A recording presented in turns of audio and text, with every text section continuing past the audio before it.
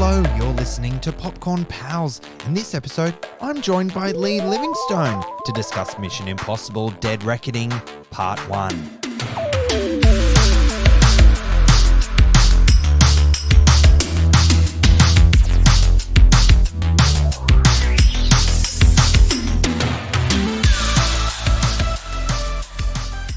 I'm Tim Ifland, movie buff, and this is Popcorn Pals, a popcorn podcast with Leigh and Tim spin-off where I'll be joined by a rotation of movie-loving legend guest hosts to discuss the latest and greatest new big screen releases. It's the same salty fun with some new flavors, but, listener, for this episode, the band is back together as I'm joined by the one and only wickedly talented Leigh Livingstone. Welcome back, my friend. How could you stuff up my name? Adele Nazim. Adele Dazeem. Living Lloyd. Poor John Travolta. Leigh Livingstone. That's what it could be. How are you? Welcome back. Oh my God. I'm good. I'm a bit nervous. Oh, you shouldn't be. The caliber of guest hosts though that you've had on the show has been absolutely incredible. I've been listening along and I think I might be out of a job, you know. Oh, don't be ridiculous. This is why, when we discussed you going on maternity leave and you were like, I'll come back. And I go, yeah, you just tell me when, where, how, and why, and what movie. And it makes so much sense that it's Mission Impossible Dead Reckoning Part 1 because we're such huge Tom Cruise fans and huge fans of this franchise in general. I feel like we have to caveat though, like every time I say I'm a huge Tom Cruise fan, I always want to be like, of his work. Yes. Do you know what I mean? Yes, not the 2005 couch jumping Oprah nonsense and stuff like that. Scientology, we don't discuss those little kind of things, parts of him. Controversial opinions, no, thank you. We'll keep it to Movie Man Tom. Yeah, Movie Man exactly. No, but you've had some incredible guest hosts on this little project of yours. So patronizing, this little project of yours. Yeah, James and Anthony from Raiders of the Lost podcast. Wow. Yeah, they were awesome. Katie and Oti, our friends from For Your Reference podcast. You welcome back Nick LeBarrow, Dave Lee. Some incredible names there. Yeah, Peter Gray as well for a Jennifer Lawrence romantic comedy romp. I've had such a great time chatting with all these different voices and opinions within the community that we love so much, right? Within the podcast community that we've been so lucky to be a part of for more than 4 years now. So it's almost like, I get to talk to my friends, our friends with the new format. So I'm having the best time, but gosh, I'm so glad to have you back on. Leigh, what do you reckon? Shall we get on with the show? Oh, let's do it. Dun, dun, dun, dun, dun, dun, dun, dun. I couldn't resist. Well, I won't need to put in the splice of music then. You've got it covered.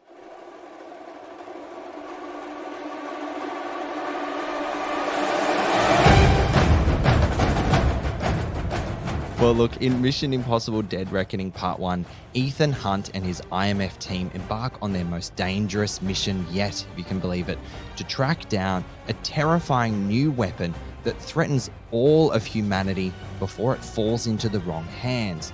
With control of the future and the fate of the world at stake, and dark forces from Ethan's past closing in, a deadly race around the globe begins. Confronted by a mysterious, all-powerful Emily. Oh, watch out for that Emily. Watch out for she's Emily. all-powerful. Yeah, gosh, she's nasty. Let me start that again. Confronted by a mysterious, all-powerful enemy, Ethan is forced to consider that nothing can matter more than his mission, not even the lives of those he cares about. Mission Impossible Dead Reckoning Part 1, that's going to be a mouthful to say over and over. It's directed by Christopher McQuarrie, from a screenplay by McQuarrie, Eric Jendresen, and based on the TV series created by Bruce Geller. It stars, of course, Tom Cruise, Hayley Atwell, Ving Rhames, Simon Pegg, Rebecca Ferguson, Vanessa Kirby, S.I. Morales, Tom Clementif, Henry Cherney, and Carrie Elwes. What a cast. Incredible cast there. It's insane. I was thinking when you read back that synopsis, it's quite comically dramatic, isn't it? Yes. Did you find the premise of this film comically dramatic. I felt it was a bit over the top. Oh, I mean, look, even the name of this mysterious enemy is called the Entity, which is so dramatic and overzealous just in terms of its name. But I kind of want to start with what you're saying here in terms of how over the top it Mm. is. I felt like the film, from a tonal perspective, felt very self aware of the type of ridiculousness that it was leaning into. Yeah. Did you feel that was like a new thing that the franchise hadn't really lent into before so Yeah, much? I'm glad you said that because it hasn't, and this follows this trend that we've talked about on the podcast before of action films not taking themselves too seriously. Like, they Mm, hedge their mm, bets with the audience that if it comes across cliched or it takes itself too earnestly, "Oh, no, we meant to do that. We're taking the piss out of the mm, genre." You know, "Don't worry, it mm. was meant to be funny." Like, they kinda throw these funny things in to kinda cover their asses, if that makes sense. And, Mm, yeah, I mm, felt that that was not in keeping with the previous Mission Impossible films that we've seen. They're really good action mm. films, and I don't know why they didn't just lean into that. Of course, there is comic relief in the form of Simon Pegg as Benji. We see that. Yeah, Yep, Benji. he's welcome comic relief. He does what he does so well. But, yeah, I felt in this film that they leaned into that kinda slapsticky, situational humor a lot more. How did you feel about that? It's one of the main things that I wanted to discuss with you because when I was watching the movie, like, look, I had the best time watching this film. It is a wild Yeah. ride, and it definitely leans into the action stuff, which we'll talk about, all that incredible stunt work and choreography and all that sort of wonderful, wonderful filmmaking stuff. Mm. But the comedy aspect, that tonal thing, made me sit up in my seat and go, whoa, whoa, hold on. Let me just settle into this a little bit because there was more than just Benji breaking the ice Mm. or cutting through the tension. It was more than one character. He kind of lost his gig in some way because all the characters, Ethan Hunt himself, was leaning into some, I don't know, romantic comedy vibes Yeah. from time to time with Hayley Atwell's character, who, by the way, we'll talk about that in characters, but their chemistry was Yeah. incredible. And it made me pose two questions like, does this work and why now? I think in part it worked because the film was so ridiculous from its concept that it needed to just bring it back down in some sort of believable, tangible Mm. reality that surely these characters think this is as ridiculous as it actually is playing Mm. out. So I don't know if I loved it, Mm. but it didn't bother me so much. Did it bother you? No, it wasn't unwelcome. Mm, mm, Okay, it was fun. It was fun, especially when we come to the character of Grace, played by Hayley Atwell. Her comic timing in mm. this is incredible. She's on the money Yes. all the time, and Yeah. it was fantastic. But you're right, when Ethan Hunt does it, it felt a little Mm. off because he is so serious and he is so and like they say in this film, the stakes are higher than ever. They say that in everything. Well, Every they new always are. movie. They're always saving the world, so that's fine. I mean, in last Yeah. film, in Fallout, it was literally a nuclear device that was gonna blow up half the world. Yeah. So, yeah, this one, they're Mm. gonna make the stakes higher than ever, and it just felt like the humor maybe didn't fit with that so well, Mm. especially when you see some of the events play out and the emotional stakes, which we won't reveal, obviously, because we don't wanna spoil anything. No. There are some big moments that hit quite hard, and then it bounces to humor, and it just didn't feel quite right. Yeah, I think it also comes down to the fact that the humor layers of this, the comedic layers of this, kept popping up quite Mm. consistently. So it wasn't just dialing it up a little bit here and there, it was actually quite Yeah. consistent throughout. I mean, there's so much exposition at the beginning of this movie, which take it or leave it, you'll either get lost and never be able to follow the movie there and out. But even in those encounters with really senior people within intelligence agencies, they're even mocking the fact that there's an impossible missions unit or the IMF. What Yeah. does that stand for? Impossible Missions Force or Force? something, yeah. Force. Yeah. And so they're like, hold on a minute, what is this? It's impossible. So you just give it to these guys? And I'm like, Yeah. okay. They're really leaning into this here. Yeah. It definitely wasn't in keeping with the previous films, and if they wanna try something different, Mm. more power to them, I guess. I mean, I do wanna preface all these comments by saying that we had a really great time Oh watching this yeah. film and, not to, toot our own horn or anything, but we were at the star-studded Sydney premiere on Tom Cruise's 61st birthday, which was quite an experience. And I wanna shout out to the event department and the Paramount Pictures team and everyone who pulled this event together because it was absolutely mind-boggling how big it was. And they even had Tom Cruise light a fuse that set off all these fireworks. It was quite an event. Look, so it was really low key. That's what That's what Lee's I'm trying saying, to yeah. tell It was you. understated. Yeah. Very classy. Yeah, it was really understated, nearest and dearest, only a few thousand people Yeah. crammed into the ICC theater. What a night. Like, my gosh. I mean, what a return to movie premieres for you, Lee, after a small break, after having your little one. You're like, yes, I'm going to pick Mission Impossible because Tom Cruise will be there and the whole cast and there's fireworks and Of stuff. course. But yeah, I've never been to a premiere like it. And it will forever be one of the most fun Monday nights I've ever had. Yeah. Like, my week peaked way too quickly Way too early. with that one. Yeah, nothing could compare. But it really made you realize, what the shared cinema experience is Yeah. like, and the passion behind these filmmakers, Tom Cruise, Kristen McQuarrie, and all the cast and crew. There was an electric energy in there. Yes, and that electric energy was working so well in tandem with the energy of this film because it's off the charts, like you said, a wild ride. It really is intense, and you expect nothing less from Tom Cruise. He always wants to deliver his best work, and I think in terms of the action set pieces, he's absolutely outdone himself this time, 100%. I wanna go back just quickly to before we start talking about the action and all the stunt sequences, Yeah. how you were talking about the storyline and the complicated exposition. I found that the characters involved in this film were quite complicated. There was too many in play, There's a lot, and a lot of new ones thrown in as well that you had to get to know. which I didn't understand why they did that. In a Mission Impossible movies, of course, they need to keep you guessing who's double crossing who, but you have a character like Carrie Elwes's character, and I love him in everything he does, but I didn't understand the point of him in this film. Yeah, just another voice to like another cook in the kitchen, you Yeah, think? yeah, it was just kind of like he's thrown it at the end to be like, "Oh, well, look, here's a big reveal," or here's, something that he's involved in, and, it just didn't seem like it needed to be there, especially when you have Henry Czerny. Yeah, Kittredge coming back from the first film from Exactly, back in exactly, '96. you've got Yeah. him in there, he's enough of a senior executive or whatever. I don't even know what Carrie Elwes's character did. I don't know who he was. He was some intelligence guy, Was he? just some Was he? director. And then you've also got, Shea Wiggum and Greg Tarzan Davies, who we saw in Maverick. He popped up in Maverick with, Oh, Tom of Cruise. course. Their characters also served very little purpose. These characters were too, I guess, Lost puppies, basically. law enforcement officers that just kind of chased Ethan Hunt around and And couldn't find him, catch no, him. and Yeah. I don't know who they worked for, and Oh, yeah.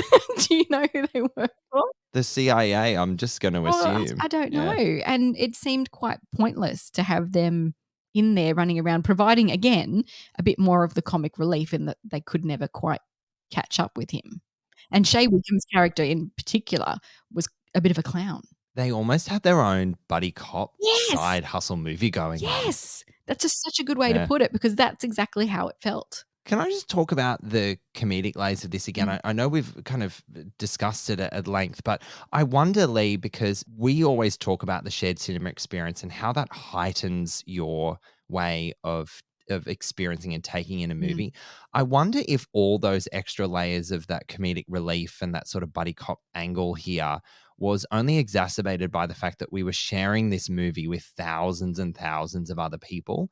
And so something that you may have just brushed past as a passive viewer was just heightened. And I did find it at times maybe just a little distracting at how much people were laughing at this movie. I don't know. Did you? Okay. Yeah. I do wanna tell you a story, and I'll see if this changes your perspective at all. I kept this Okay, one from go you. You on. might have heard it already anyway, but I was listening to a podcast episode of Smartless that's hosted by Jason Bateman, Will Arnett, and Sean Hayes from Will and Grace fame.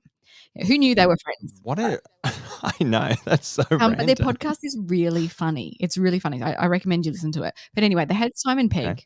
on recently, and he told a story about how he didn't see a script for this film. What? No. So what they did Well, Christopher McQuarrie and Tom Cruise. Sorry? Let me expand. You didn't see the script for a 163-minute movie? Yeah, so let me expand on this. Okay. So Tom Cruise and Christopher McQuarrie planned out all the stunts and all the action sequences that they wanted to do, and then Mhm. they built a story in around that.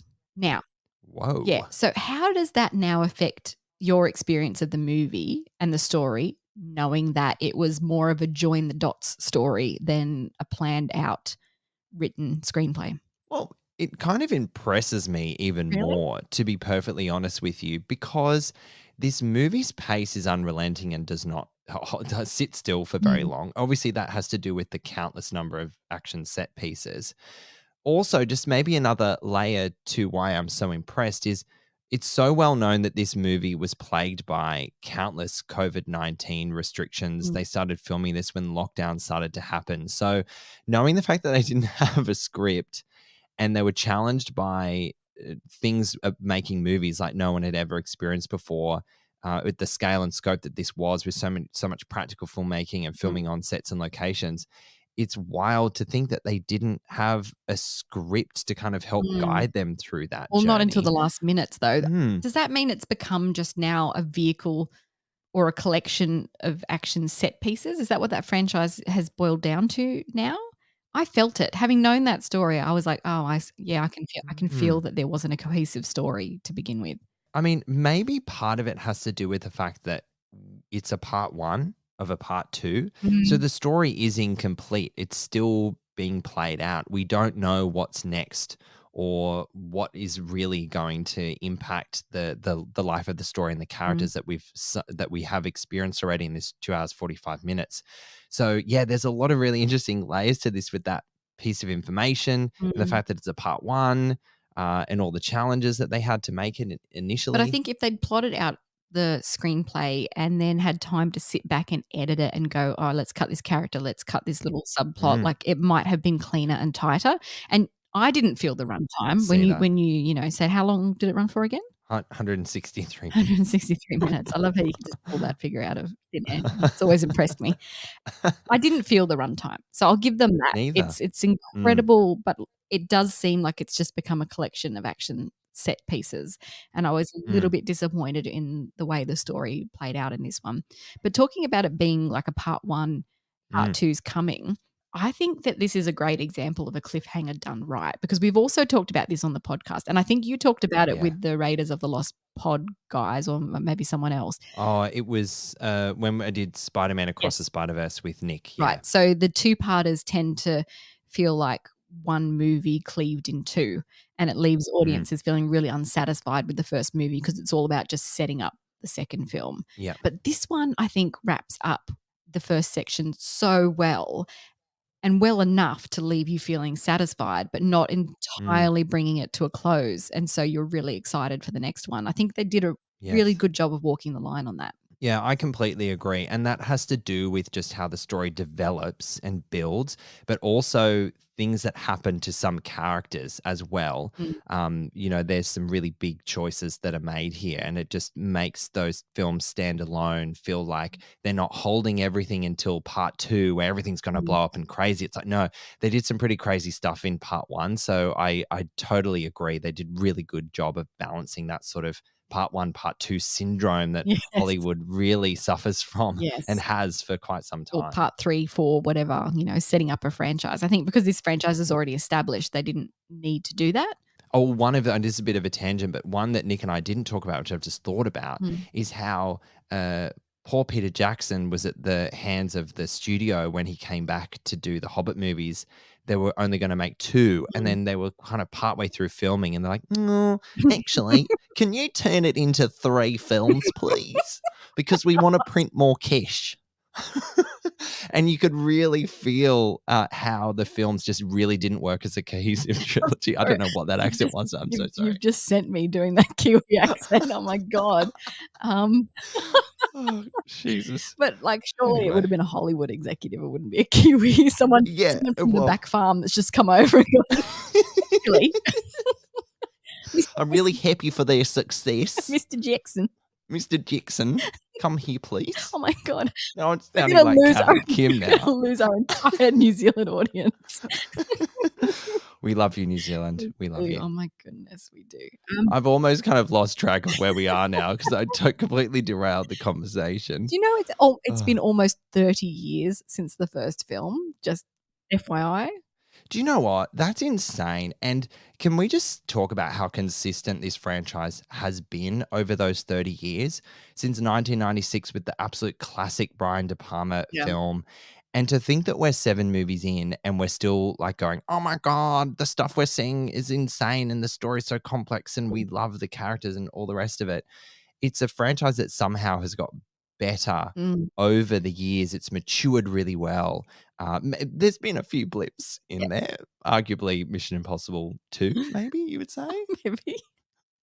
I would say this isn't my favorite of the bunch. What is your favorite? Do you have an answer for that? Rogue Nation Oh, is okay. is one of my Yeah. favorites. Fallout was pretty good too, Mm. but, I love me a Henry Cavill appearance. Yes. Yeah. Yeah, no, I think Rogue Nation was my favorite because the nuances of the emotional story woven in with, Mm. Ethan's, ex-wife or wife at the time, I don't know, separated from her or isolated from her, whatever. Yes. That was really compelling. And then Mm. also all the other layers and having Jeremy Renner in there and like Paula Mm. Patton and her emotional undertones as well. Like every character had something really important. The stakes were really high. And again, they say the Mm. stakes are really high in this one. They are, I guess.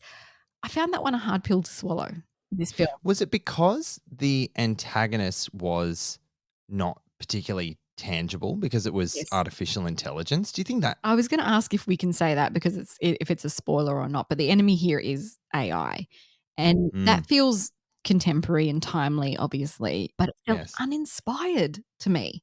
In terms of a Mm. villain, it's a very silly name, The Entity, and I think my eyes Dramatic. I think my eyes rolled harder and harder every time they said it, and they said it a goddamn lot. They did. I wish it was something that I caught and I counted. They said the entity so many times. On The a Entity. second watch, I think I might count them. I think I might count them for you. Yeah, I don't know. That was unbelievable to me because I think S.A. Morales was set up to be the big villain, and he has quite high emotional stakes as well in terms of his Mm. past relationship with Ethan. Have we ever seen that on screen before? I meant to ask you that. That whole backstory between him and Ethan Hunt, which again we don't want to spoil.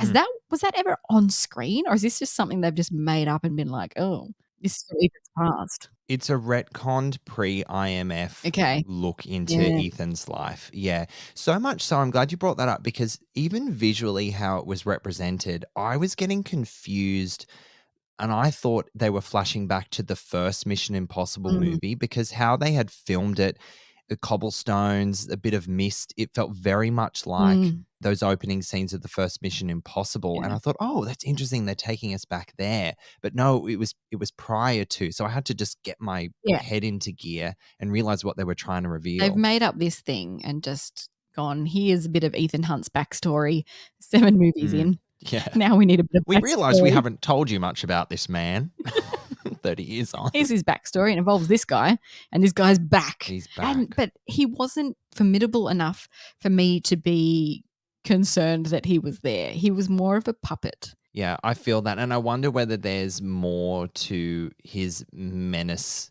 in part 2. Do you know what I mean? Mm. Like maybe there's more that's going to be revealed.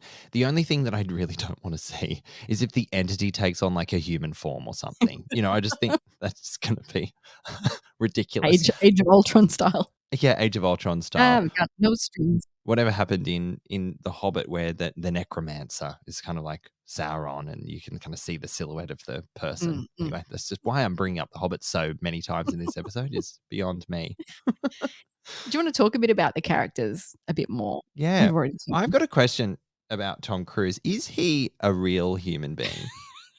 That's what I want to know. Because he's an insane person. The stuff he puts his body through for our entertainment Yeah. is just utterly insane. What an artist. But do you think that's what makes these films so exciting to watch? Because we Oh, know that, because oh we yeah. know what he did. Like, when they released that footage of him driving a motorcycle off a cliff in Norway, everybody Yeah. lost their minds. And they were Yeah. like, "Oh my god." And you had a good story about that. You tell me why they filmed that first. Oh, yes. Okay. Oh, gosh. I got all nervous when you were like, you have a story. I'm like, I'm drawing blanks, drawing blanks. Yes. So it's quite full on, actually. So Tom Cruise was saying that they filmed his jump in Norway first.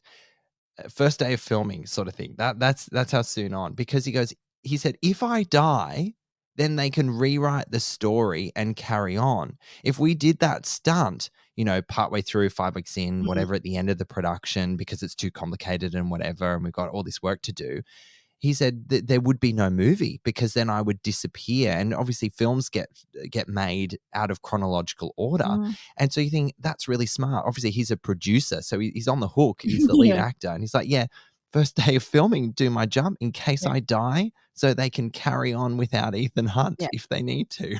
Give him his sainthood now. Saving cinema, for Honestly, goodness sake. saving cinema. He saved cinema 2 years in a row now with Top Gun Maverick and now Mission Impossible. Nobody's gonna let that go, are they? The king of cinema. King of cinema. I mean, that's going to. He saves cinema. He's not the king That's of cinema. Goodness. that's a bit much. Goodness. That's a bit much. Yeah, well, he's undoubtedly the star of the show. Yeah, isn't he? Obviously. Yes, but he is competing against some pretty loud voices in this, namely the scene stealer in Hayley Yes. Atwell and her character Grace. I mean, you referenced how much you loved her in this. Yes. Like, you talked about how we're being introduced to a backstory of Ethan for the first time 7 movies in. Yeah. It's no mean feat to have a new character 7 movies in that is such a focus to the Yeah. story and interacts so much with the principal cast to hook you in. You just love seeing them on screen, and you wish that they had been in more Mission Yeah. Impossible movies to date. Wow. She's so compelling. Grace is a thief, a professional thief, thief in the Mm. movie, thief of our hearts. Hayley Atwell. Yeah. I love that. And Peter Gray, one of our friends who we've had on Popcorn Pals the last month or so, he was saying how the character of Grace is going to be claimed by the gays. That strong female character. You can't have her. We want her too. Well, he She's got in for there first. He everyone. claimed it. She's for Yeah, everyone. all right. Share her. I'll fight you. We'll fight you. Not only does Hayley Atwell hold her own in action, and we've seen her do action before, you think about Peggy Carter and the Avengers movies, the Marvel movies, Yes. but her comedic timing, as I said, is off the charts good. So sharp. She's so sharp. So sharp. Absolutely fantastic. Her chemistry with Tom Cruise is undeniable. Yeah.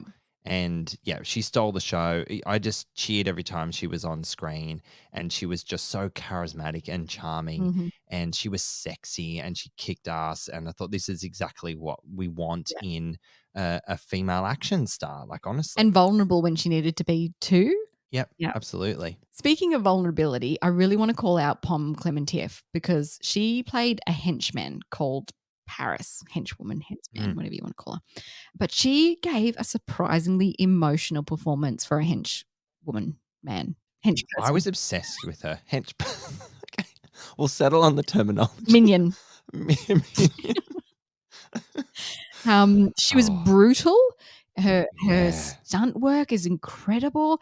But also her emotional performance was heartbreaking. Yeah, it was really surprising. For an evildoer, it was really, really heartbreaking. Yeah, outside of Hayley Atwell, Pom just had me just bowing down. You could tell that she was having the time of her life. Yep. Like, she's been wanting to play a role like this for so long. I've seen her in interviews. She goes, "This is what I've been working towards." And she just plays maniacal insanity so well. I mean, when you compare her performance in Guardians of the Galaxy as Mantis, she's just this happy-go-lucky, a bit ignorant and whatever. But here, it just shows her range as to what she's capable of, and her intensity on screen is utterly terrifying. And I just loved seeing her at work. 100%. Rebecca Ferguson is also back, and she's used to raise the emotional stakes even higher, which I thought was strange, given in the last film, Ethan Hunt was still sort of hung up on his ex-wife, Michelle Monaghan. Oh, yeah, that's right. Last we saw, I mean, not hung up on her. I guess in Rogue Nation, he was a bit more like pulling on the heartstrings. But yeah, in Fallout, she was still there. And so I found it quite strange that they used Rebecca Ferguson as sort of a romantic interest. I don't know if it's referenced in the film and I missed it, but do we know how many years have passed between Fallout and Dead Reckoning? Because that might play part in the fact that he seems to have moved on so freely, maybe? That's a good question. That's a good question. Yeah, and whether they've Mm. worked together during that time again? I think she's quite a free agent. Obviously, she Mm. used to work for the MI6 and, she's free and whatever, and he has to go find her in the Arabian desert or something. So she's kind of all over the place. So Yeah. I think maybe it's trying to show the passing of time and they do have these sort of flings encounters Yeah. with one another. But can I share a piece of trivia that I only stumbled on just before we jumped on together to record this? Please do. You know how she wore the eye patch towards the beginning of the movie when she was pew-pewing with the Mhm. sniper? So I just thought that was just another really awesome camp layer of this movie that it leans No, but into. she's worn that Do you know? before, hasn't she? Oh, I don't recall whether she's worn the thing. Oh. Well, anyway, it backs up the reason behind it Mm. even more if she has worn it in the franchise before and I can't remember. Rebecca Ferguson can't wink. So that she can't wink to do what snipers do to look through the little keyhole thing. So they had to Really? put an eye patch on. Yeah, and it's used to great dramatic effect if you ask me. Oh, that's amazing. What a story. Yeah, That's cool. yeah, I can wink, wink. Don't make I me find wink. it judge people who can't do such simple things as well. Ooh, that was I could do my great. whole face. Yeah, very animated. A la Jim Carrey wink. You Yeah, put your whole body behind that one. exactly. Vanessa Kirby is also back, which I was very excited about. She's so, so, so good, but woefully underutilized in this film. I actually felt the same with Rebecca Ferguson at times. I think Mm. Hayley Atwell, rightly so, she was a great addition to the franchise, but I think such strong women and characters in Vanessa Kirby and Rebecca Ferguson Mm. kind of had to play second fiddle to Hayley Atwell. So you felt the same Yeah. with the White Widow Yes, in and this I think too. they felt the need to have her there, obviously, because of her popularity in the last movie. She was so good, Mm, and I'm so she's glad she brilliant. was there because she does such great work, and in this, she does Mm, some great work as well for the small amount of time that she's in it. But it just felt like she was too big to be there. Again, there's just too many big characters competing for all this space that there isn't mm. enough room, if that makes sense. Yeah, and I guess it brings back to the point of the little piece of information that you discovered, courtesy of Simon Pegg, that there was no script, and trying to like squeeze in all these beloved characters that work thematically and are really well Mm, loved, and just maybe not making them work as effectively as you would hope to see, yeah, because we're greedy audiences. We're greedy as an audience. When we love a character, we just want more of yeah, them. And I couldn't agree more that the White Widow is one of my favorite additions yeah. to this franchise in its recent And she's films. so deliciously wicked, Isn't she? isn't she? Just, like, not Yeah. quite evil, but just a bit naughty. She loves in it, and she revels in it, Yeah. like, she's really, really good at that. And again, she brings Totally. it here, and she also, without giving too much away, has to sort of play a different character too, Yes. and she Yeah. does that so bloody well too. She's just amazing, Vanessa Kirby.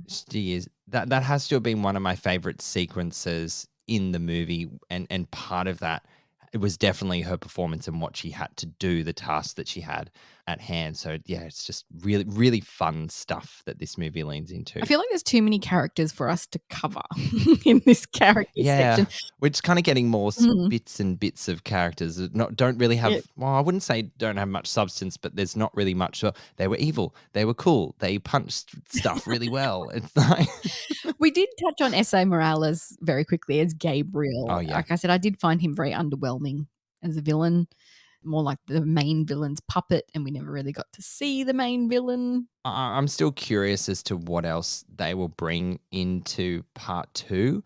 But until then, we're just kind of being Yeah. left a little underwhelmed, I suppose, And by that obviously, we one. said Simon Pegg and Ving Rhames are back as Ethan's team. I'm just such a fan of Simon Pegg's work, so I'm loving seeing him in this franchise. Again, I felt like he wasn't in it all that much. I feel like all these people were there, but not in it all that much. Did I fall asleep? I don't know. Or maybe your eyes were stuck, rolled in the back of your head after you heard the entity for the 17th time and you just couldn't It's like, roll them get them back back and you out. missed some stuff. Yeah. Exactly. All right. Well, let's move on, I guess, arguably to the main event about this movie. Let's talk about some of the stunts and the action. Mhm. I just want to start with how much I just love the campy silliness of the masks and the mask reveal. Yeah. Like it just happens time and time again. And to be honest, it gets me every time. Yeah. And I just love it. And it's a really nice nod honoring its TV series roots. Yeah. So I'm glad that red thread of the whole who's behind the mask or is it a mask? And there's even some gags here where people are trying to take masks off people's faces because they think it's someone else. And I mean, yeah, it's quite funny. Yeah, exactly. But they did throw in another machine broken moment, which they've done quite a bit before, I think, where the machine starts making the mask and then it breaks and it's like, oh no, what are we going to do? Oh, maybe that's when I had a little micro sleep because I can't remember that moment. Yeah.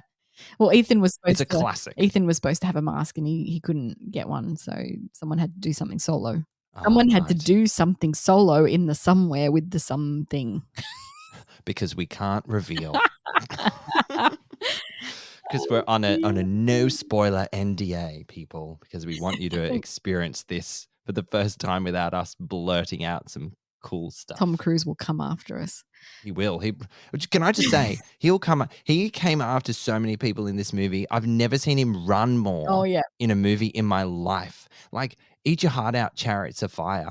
Like, there's more running in this movie than a running movie. Yeah. Well, you've got to have the Tom Cruise run in there somewhere. He knows Yeah, that's his moment. it is. That's his trademark, the Tom Cruise run. How fast do you reckon he can run? I don't know. I don't know how fast people run. They It's should just get it was an empty question. They should get a speedometer out and test it one day. That'd be great.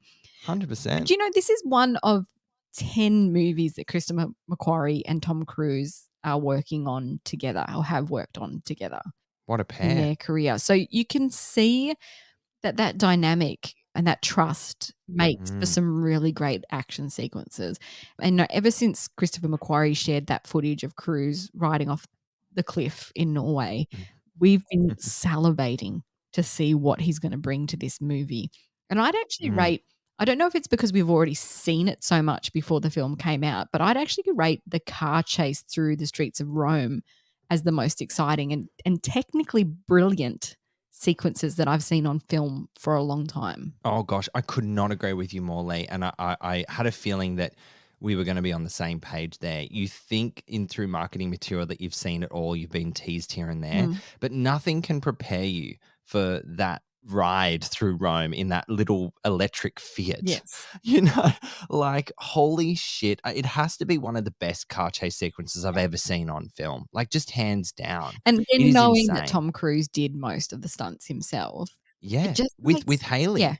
It just makes it that much more exciting to watch, I think, when you know the stakes are so much higher, you know it's not CGI, you know it's not green screen. Because, you know, green screens can trick our brains to a certain degree, but I think cinema goers are now a lot more savvy to what goes into making a film in this age of social media.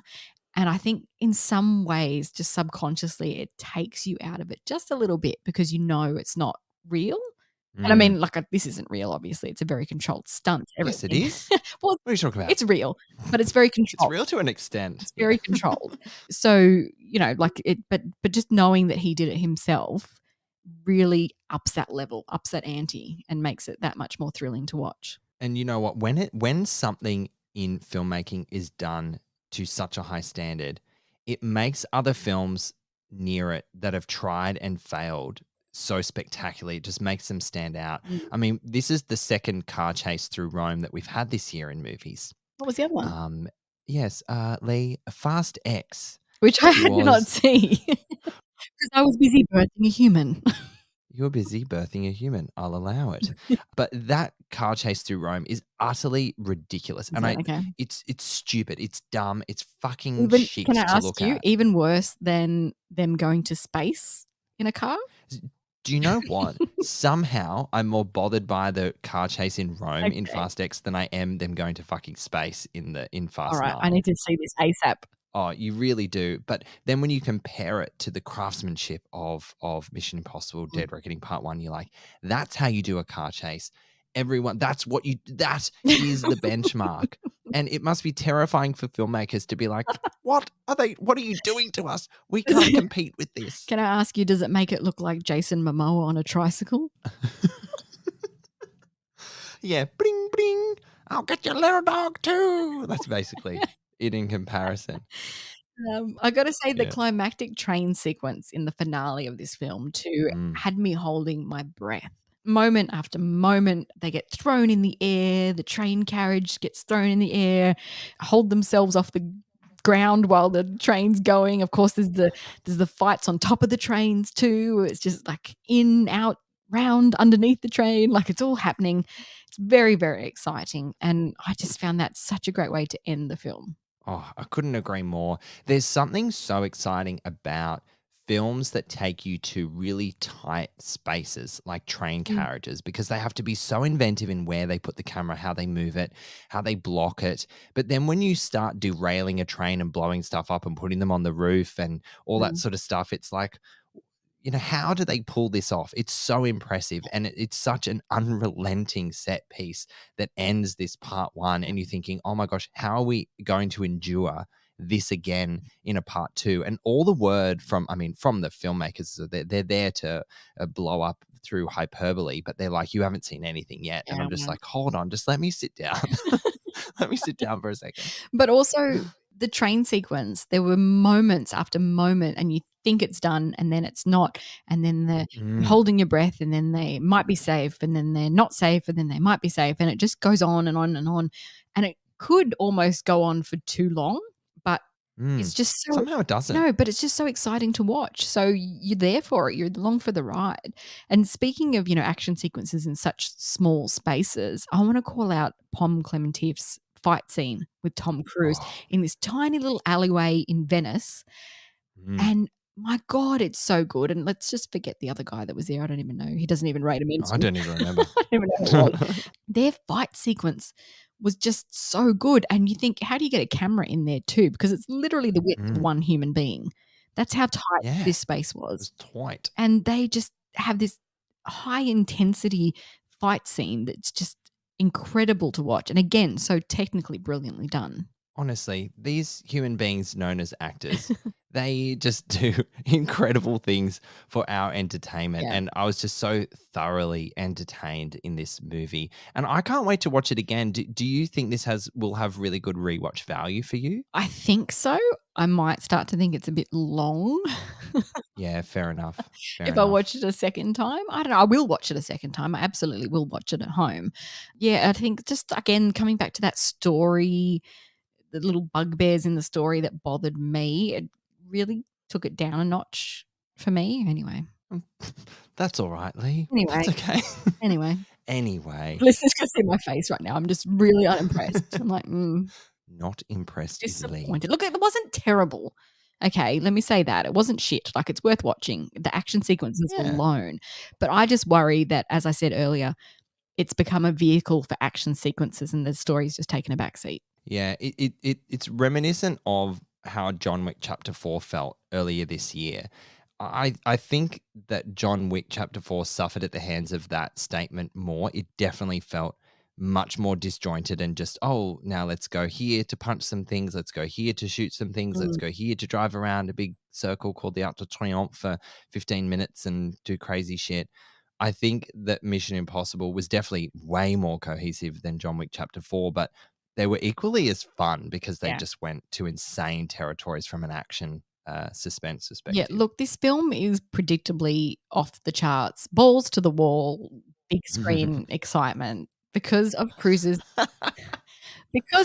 dedication to practical stunts. That's what it comes down Yeah, to. It's 100%. enjoyable And to that's what he's watch. known for. This is his legacy as a filmmaker, I think. And MI will be that pedestal of what he's brought to the cinema landscape. And it comes down to his insanity, basically, to throw himself off cliffs and shit. That and Maverick. That and Maverick, Yeah. 100%. He can't go back to just doing dramatic roles anymore. Forget A Few Good Men. Oh, see, I really hope that is in his future, though. You know, A Few Good Men with a few action sequences thrown in would have been a completely different movie. It could have been, oh my God, like a courtroom brawl. And a train comes through the side of the building and, Jack Nicholson pulls off a mask and it's Tom Cruise and you can't handle the truth. I'm really Tom Cruise. That is the version of A Few Good Men that we didn't know we needed. Exactly. Well, on that note, Leigh, do we want to reveal our wrap-up of Mission Impossible Dead Reckoning Part 1 and our rating, my friend? It's your podcast. Would you like to go first? Yeah, sure. Well, Mission Impossible Dead Reckoning Part 1 is one insane ride. Move over, John Wick, because Ethan Hunt has stolen your action movie star crown for 2023. But really, had he ever lost it? Tom Cruise is all-time here and proves that he is still a bona fide movie star with no intention to slow down with his ambitious filmmaking. The action is slick, unrelenting, and absolutely wild, and somehow builds and builds over 163 minutes against a terrifying and compelling story that we are only halfway through. The MVP of this one is Hayley Atwell, whose injection of charisma and comedy surprised and delighted. Gosh, there is so much to love about this one. Go see it on the biggest screen possible and celebrate the shared cinema experience with your friends. I'm going to rate Mission Impossible Dead Reckoning Part 1 4 popcorn kernels. Well, Mission Impossible number 7 is an exhilarating ride that prioritizes incredibly impressive action over story. And that's okay most of the time. A lackluster villain lets the side down and the stakes are higher in the death-defying stunts than in the emotional story. But you really have to admire the filmmaking team's dedication to crafting an entertaining cinema experience that is 100% worth the ticket, especially for the absolutely outstanding, spectacular cast of women that are in this film. Oh, yeah. I'm going to give it 4 popcorn kernels out of 5 as well.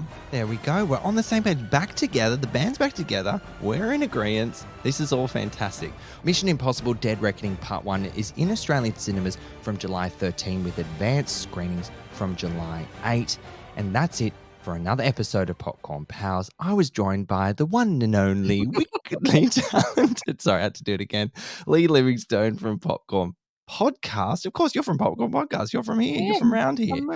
Leigh, when will you be back? This is so much fun. I don't know. Whenever you'll have me back. All right, I'll check with my people. My people will get in touch with you. Get in touch with your people. I'm scared that there won't be a place for me with all these incredible guest hosts that you've been having. Oh my gosh.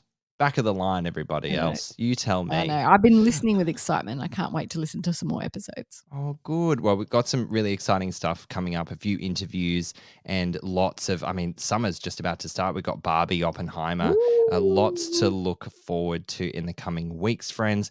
And as always, thanks so much for listening. And do you want to take this last bit, Leigh? Oh, we'll catch you next time. Thank you. If you enjoy our episodes, head over to Apple Podcasts and subscribe. While you're there, we would love you to rate us and leave a review. You can also find us on Spotify, Google Podcasts, iHeartRadio, Amazon Alexa, and where all good podcasts are found.